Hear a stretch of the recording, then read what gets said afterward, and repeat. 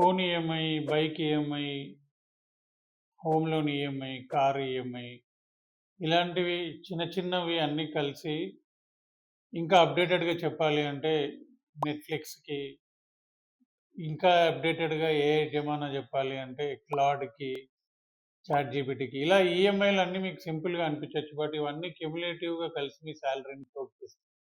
ఈరోజు చాలామంది young professionals or young salaried people వాళ్ళ ఇన్‌కమ్‌లో 30, 40% కంటే ఎక్కువ అమౌంట్ ఈఎంఐలు కట్టడానికే సరిపోతుంది. నేను స్పెండ్ చేయొద్దు అని అనట్లేదు. కానీ రెంట్ ఈ బేసిక్స్ పేమెంట్ చేసిన తర్వాత ఏమీ మిగలకుండా ఉండే పరిస్థితిలో ఉండకండి. ఎందుకు అంటే ఒక జాబ్ లాస్, ఒక మెడికల్ ఇష్యూ సడెన్‌గా మొత్తం మిమ్మల్ని మళ్ళీ స్క్వేర్ జీరోకి తీసుకురావద్దు గదా! సో, ఇప్పుడు కరెంట్ ఉన్న సిట్యుయేషన్‌లో హైయర్ టాక్స్ ఫ్రీ లిమిట్స్, ఎక్కువ సాలరీ చేతిలో ఉండడం వల్ల మీకు ఎక్స్‌ట్రా క్యాష్ ఫ్రీ ఇన్‌కమ్ గూడా ఉంటుంది గదా! ఇది యాక్చువల్లీ ఒక గిఫ్ట్. ఈ గిఫ్ట్‌ని జాగ్రత్తగా వాడుకొని మీ ఎమర్జెన్సీ ఫండ్స్, మీ ఫ్యూచర్ సేవ్ జేసుకోవడానికి, మీ ఇన్వెస్ట్‌మెంట్స్ కోసం చేయండి. అంతేగాని లైఫ్ స్టైల్ ఈఎంఐస్ యాడ్ చేసుకుంటూ వాలంటరీ డెబ్ట్ ట్రాప్‌లో పడకండి. ఈఎంఐస్‌ని చాలా కేర్‌ఫుల్‌గా యూజ్ చేద్దాం.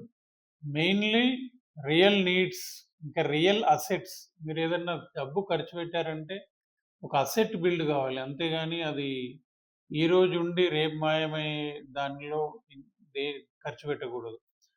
So, mainly real needs and real assets కోసం స్పెండ్ చేయడం బెటర్. కానీ ఈ హైయర్ టాక్స్ లిమిట్ వల్ల వచ్చిన ఎక్స్‌ట్రా ఇన్‌కమ్‌ని ఇన్వెస్ట్ చేయకుండా, ఎమర్జెన్సీ ఫండ్ బిల్డ్ చేయకుండా, ఫైనాన్షియల్‌గా స్టేబుల్ అవ్వకుండా, ఫస్ట్ ఫ్యూచర్‌ని ప్రొటెక్ట్ చేయకుండా, అప్‌గ్రేడ్స్ మీదను ఈ వృధా ఖర్చులకు స్పెండ్ చేయకండి. ఆలోచించండి. నేను ఫ్రస్ట్రేషన్‌తో చెప్తున్నా అనుకోకండి.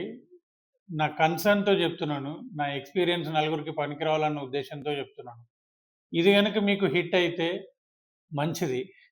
తర్వాత బాధపడేదానికంటే ఇప్పుడు తెలుసుకోవడం బెటర్.